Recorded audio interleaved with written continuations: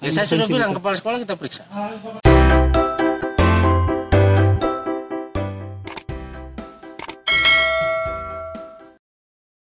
Dinas Pendidikan, Kepemudaan dan Olahraga Kabupaten Lembata Sylvester Samon meminta para kepala sekolah di Lembata untuk melaporkan jika ada pihak tertentu yang mengintervensi pengelolaan dana alokasi khusus pembangunan fisik di sekolah.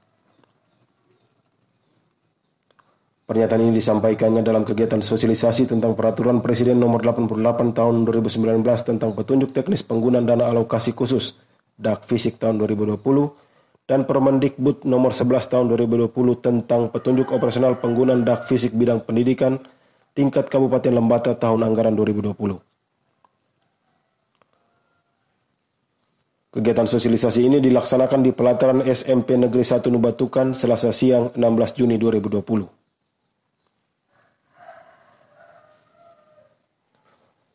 Sylvester Samon Fisik itu ada yang rehab, ada yang bangun baru. Dua saja itu. Tapi sejauh ini berjalan sesuai dengan ini, sesuai dengan juknisjuklatnya. Iya. Ya harus karena saya tahun lalu itu ada beberapa masalah yang disampaikan karena mungkin masalah tukang, masalah ini. Jadi saya minta tahun ini itu harus dibenahi. Kamu punya kewenangan, gunakan kewenangan yang baik. Karena masalah swakelola itu tanggung jawabnya di penanggung jawab itu kepala sekolah. Tidak ada yang lain di proyek itu bukan proyek itu swakelola. Ya tidak boleh, harus disampaikan. Jangan ikut karena nanti mereka juga tidak ada di swakelola. Di swakelola itu hanya ada penanggung jawab, kemudian P2S. Ya itu saja. Silakan dia mau pakai mitra yang mana itu tidak, itu silakan dia punya pilihan, tapi harus yang berkualitas dan tidak boleh nanti menimbulkan persoalan. Karena kalau persoalan sampai di saya, tetap kita kembali ke juknis.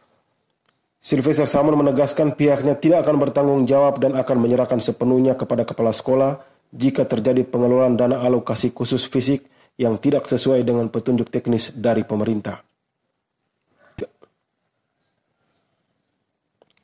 Samon juga menyampaikan sejak tahun 2019 dirinya belum mendapat laporan dari kepala sekolah terkait intervensi pihak lain dalam hal pengelolaan dana alokasi khusus fisik yang sesuai aturan dilaksanakan secara swakelola oleh pihak sekolah sendiri. Bapak, kami dengar informasi di lapangan itu sendiri bahwa ada pihak atau kontraktor, misalnya kontraktor mebel tertentu itu dia sering mengintervensi, kita tidak sebutkan namanya, dan banyak keluhan yang masuk di Buya Suri lalu di ATDI. Nah itu kadang-kadang perencanaan belum ada tapi barang sudah sampai, tiba-tiba mereka sudah kaget. Barang sudah ada nih, seperti mebel apa semua itu. Nah, kalau di juknis sudah ada laporan belum? Tidak mungkin. Kepala sekolah itu makanya dia harus berani menyampaikan. Kalau ada mekanisme yang dilakukan dia harus sampaikan ke saya. Nah sampai sekarang belum ada kepala sekolah yang sampaikan ke saya. Saya sudah turun ke 9 kecamatan, susah apalah saya kasih nomor saya punya di semua guru. Ada masalah saya tidur di atas jam 12 jadi sampai jam 11 masih bisa lapor kepada saya. Supaya kita perbaiki sama-sama. Karena ini besar, ini banyak, sekolah banyak, jadi kalau biasalah kalau masih ada hal-hal seperti itu disampaikan supaya kita perbaiki sama-sama.